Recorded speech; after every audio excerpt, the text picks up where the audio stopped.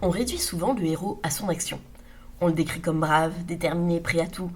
On mesure sa valeur à ce qu'il affronte, au monstre qu'il terrasse, à la décision qu'il prend, au risque qu'il accepte.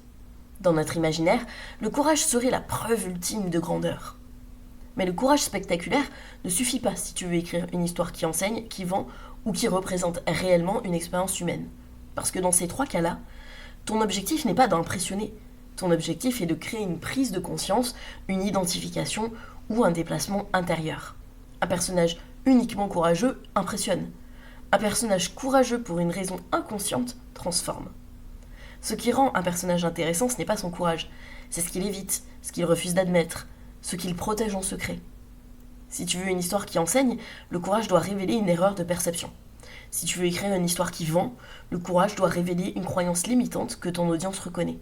Si tu veux écrire une histoire qui représente, le courage doit être lié à une réalité émotionnelle crédible, pas à une posture héroïque abstraite. Si ce type d'analyse t'aide à construire des histoires plus puissantes, pense à liker la vidéo et t'abonner. Ici, on apprend à écrire avec intention.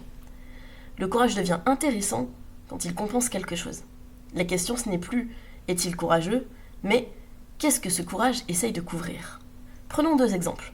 Dans The Dark Knight, Bruce Wayne met sa vie en jeu sans cesse. Il affronte le crime, le chaos, la peur collective. Mais ce courage permanent est aussi une stratégie d'évitement. Tant qu'il combat, il n'a pas à vivre autrement que dans la réparation de son traumatisme. Il n'a pas à construire une identité en dehors de la perte.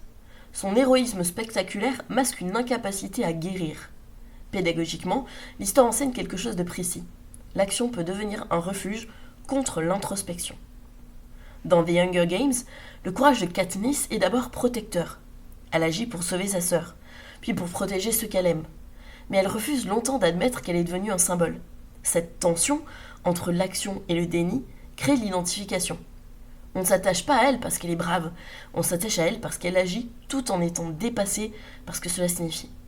Et c'est exactement là que se joue la différence entre une histoire spectaculaire et une histoire stratégique. Si tu écris pour enseigner, demande-toi, quelle croyance erronée mon personnage entretient-il grâce à son courage ? Que va-t-il devoir comprendre ? Si tu écris pour vendre, demande-toi, quel comportement compensatoire mon audience adopte-t-elle ? Comment mon personnage le reflète-t-il avant d'évoluer ? Enfin, si tu écris pour représenter, quel mécanisme de survie est confondu avec du courage ? Quelle vulnérabilité réelle se cache derrière ? Parce que très souvent, le courage, ce n'est pas une qualité, c'est une stratégie. Un leader peut multiplier les projets ambitieux pour éviter d'affronter son sentiment d'imposture. Une entrepreneur peut afficher une détermination extrême pour ne pas reconnaître sa peur de ne pas être légitime. Un militant peut prendre tous les risques pour ne pas se confronter à sa propre vulnérabilité. Ce que le personnage évite est souvent le véritable sujet de l'histoire. Le public ne retient pas seulement ce que le héros fait, il retient ce que ce comportement révèle.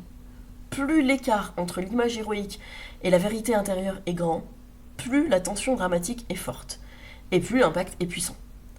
Écrire le courage comme compensation, c'est accepter que l'action ne soit jamais pure. C'est comprendre que le héros ne fuit pas seulement le danger, mais aussi une vérité sur lui-même. Et c'est précisément cette vérité qui permet à ton histoire d'enseigner quelque chose de concret, de créer une identification suffisamment forte pour vendre, ou de représenter une réalité avec justesse. Prends un de tes personnages et complète cette phrase. Son courage lui sert à éviter. Ensuite, demande-toi, qu'est-ce que mon audience va reconnaître là-dedans ? Si la réponse est claire, ton histoire commence à avoir un vrai pouvoir.